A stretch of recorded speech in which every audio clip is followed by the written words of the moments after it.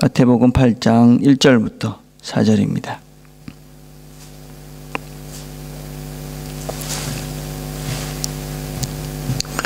제가 봉독하겠습니다. 예수께서 산에서 내려오시니 수많은 무리가 따르니라. 한 나병 환자가 나와 절하며 이르되 주여 원하시면 저를 깨끗하게 하실 수 있나이다 하거늘 예수께서 손을 내밀어 그에게 대시며 이르시되 내가 원하노니 깨끗함을 받으라 하시니 즉시 그의 나병이 깨끗하여진지라. 예수께서 이르시되 상가 아무에게도 이르지 말고 다만 가서 제사장에게 내 몸을 보이고 모세가 명한 예물을 드려 그에게 입증하라 하시니라. 아멘. 마태복음은 유대인들을 위해서 쓰여진 복음서다. 그리고 마태복음의 구조는 5개의 하나님 말씀과 10개의 기적으로 그렇게 구성이 되어져 있습니다. 그래서 유대인들은 5개 그러면 모세오경이 생각이 났고 10개 그러면 모세가 출애굽 당시에 행했던 10개의 기적을 기억을 했었습니다. 그래서 이 마태복음을 그런 구조를 통해서 이것이 바로 그 하나님의 말씀이다라는 것을 이 마태는 기록하면서 의도적으로 그렇게 구성을 하고 있습니다. 그래서 우리는 지난주까지는 마태복음의 산상수훈을 말씀을 나눴습니다. 그래서 이제 첫 번째 말씀이 그렇게 선포되어졌고, 그리고 그 뒤에 이어서 이제 기적의 이야기들이 이어져 나오는 것들을 우리가 볼 수가 있습니다.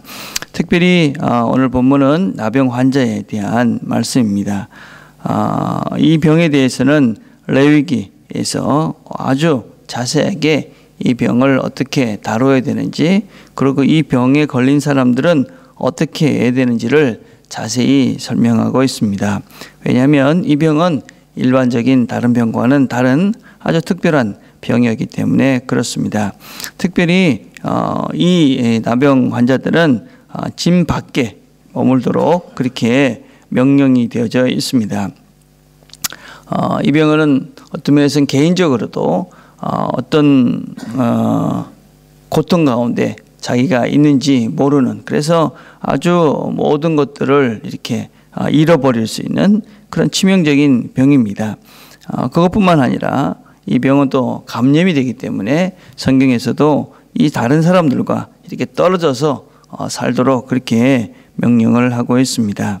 그래서 육신적으로도 대단히 곤란스러웠지만 또 사회적으로도 분리된 그런 삶을 살았고, 특별히 이 병에 걸린 사람들은 하나님의 저주를 받은 그런 존재로 인식이 되어져서 영적으로도 하나님께 나아갈 수 없는 그런 상태에 있었던 사람들이 바로 이 나병 환자였습니다.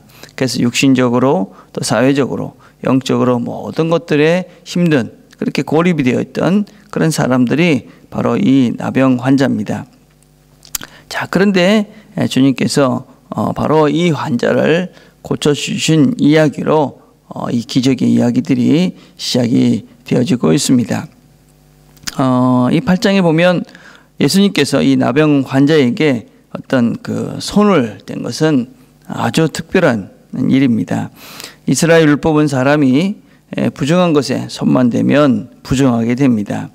그래서 어떤 면에서는 부정한 채로 이 화목제의 고기를 먹으면 이스라엘 중에서 끊어진다. 그러니까 그런 사람들은 제사에 와서 부정한 상태로 오게 되면 죽여라, 그렇게 이야기가 되고 있습니다. 그렇게 부정한 것을 만지는 것이 엄격하게 금지되었던, 그래서 이스라엘 사람들은 결단코 부정하다 생각하던 사람들을 만지지 않았습니다. 그런데 주님께서는 8장 3절에 보면 나병 환자에게 손을 대십니다.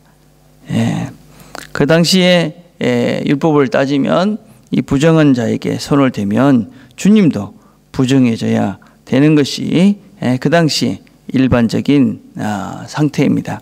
근데 어떻게 합니까? 주님께서 손을 대시니까 즉시 그의 나병이 깨끗하여졌습니다. 사람들이 생각하는 그 나쁨에 어떤 부정이 전가된 것이 아니라 주님께서 그 부정을 정결케 하고 깨끗해서 그 사람들이 부정하다고 생각하는 그 사람이 또 부정하게 되어져야 된다는 그 사람이 그것이 아니라 오히려 정결케 되고 새로운 삶을 시작할 수 있게 되어집니다. 그리고 주님께서는 모세의 율법을 따라서 그가 그 말씀대로 가서 그 병을 고치고 그래서 제사장에게 가서 내 몸을 보임으로 이제 영적인 것들이 회복이 되고 또 모세가 명한 예물을 드려서 이제 네가 다시 건강한 사람으로 이 공동체에 돌아가라고 그렇게 말씀을 하고 있습니다. 먼저 우리는 이 본문을 통해서 두 가지를 한번 생각을 해보려 합니다. 첫째는 본문을 보면 여전히 이 환자가 예수님을 알고 예수님께 다가갔습니다. 뭐 일반 사람들은 예수님께 다가가는 것이 문제가 안 되겠지만 이 문둥 환자들이 주님 앞에 가는 것은 보통 큰 모험이 아닙니다. 이 사람들은 다니면서 부정하다 그렇게 소리를 치며 다녀있고 사람들이 근처에 올 수 없도록 해야만 했습니다. 그리고 사람들 근처에 왔을 때 사람들은 그를 돌로 쳐서 쫓아낼 수가 있었습니다. 근데 이 사람들은 이 사람은 주님께 용기를 내서 나옵니다. 이 사람이 그렇게 할 수 있었던 이유는 아마 확신이 있었기 때문일 것입니다. 이분이 나의 병을 고쳐주실 것이다. 또 이분은 결코 내가 갔을 때 나를 거절하지 않을 것이다. 라는 믿음이 있었습니다.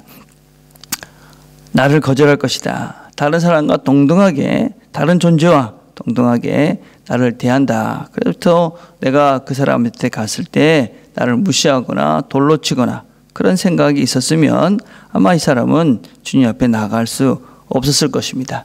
또 그가 내 병을 고칠 수 있을 것이다 라는 믿음이 없었다면 또한 그에게 나갈 수 없었을 것입니다. 우리가 하나님 앞에 나아갈 때 필요한 우리의 믿음입니다. 하나님께 나아갈 때 우리가 생각하는 그런 해결 방법이 아니고 하나님께서 우리의 필요를 충분히 채워주실 수 있는 분이다 라는 믿음이 우리에게 필요할 때 우리는 하나님으로부터 우리의 문제들이 해결될 것입니다. 하나님의 말씀 앞에 나아가면 문제가 해결된다. 이것이 우리의 믿음입니다. 오늘도 여러분들이 그런 믿음으로 주 앞에 나와 기도할 때 하나님께서 여러분들에게 그 문제에 답들을 주실 것이고 그래서 그 문제가 하나님 안에서 해결되는 것들을 경험하게 될 것입니다. 두 번째, 우리는 주님께서 이 사람에게 손을 댑니다. 부정해져야만 합니다. 그러나 주님이 손을 대니 부정한 자가 정결하게 되어집니다. 이것은 우리가 이 세상에서 감당해야 될 우리의 역할입니다. 어떤 면에서는 세상은 어둠이고 세상은 더러운 것입니다. 그러나 우리는 그 어둠 속에, 그 더러움 속에 우리의 빛을, 예수 그리스도의 빛을 비춤으로 그 세상을 밝게 해야만 합니다. 우리가 그 어둠 속에서 또 그 더러움 속에 함께 부정해지고 어두워지는 그런 삶을 살아가는 세상의 영향을 받아서 우리가 세상과 똑같아지는 그런 어리석은 삶을 사는 자들이 아니라 우리는 주님의 빛을 우리 마음속에 담겨져 있는 그 빛을 세상에 비춤으로 우리가 있는 것을 어둠에서 빛으로 새롭게 만들어 가야만 합니다.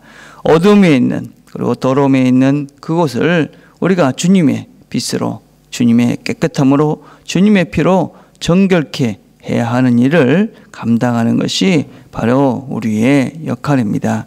우리의 가정 안에 빛이 없다면 어둠이라면 우리는 우리의 빛을 비추어 그것이 다시 정결한 그런 빛된 그런 공간이 되도록 만들어야 됩니다. 내가 만나는 관계들과 사람들 속에 있는 일터 속에 그런 곳에서 혹시 빛이 없고 어둠과 더러움이 있다면 우리를 통해서 하나님께서 빛된 공간으로 또 정결한 공간으로 만들어 가시기 위해 우리를 그곳으로 보내신 것입니다. 우리 주변을 오늘도 살펴보시면서 우리 그 속에 그 일 속에, 그 사람 속에는 결코 빛이, 사랑이 존재할 것 같지 않은 그 속에 우리가 존재함으로 그곳에 빛이 비춰지고 하나님의 사랑의 역사가 시작되는 그런 하루가 되기를 간절히 바라겠습니다. 기도하겠습니다.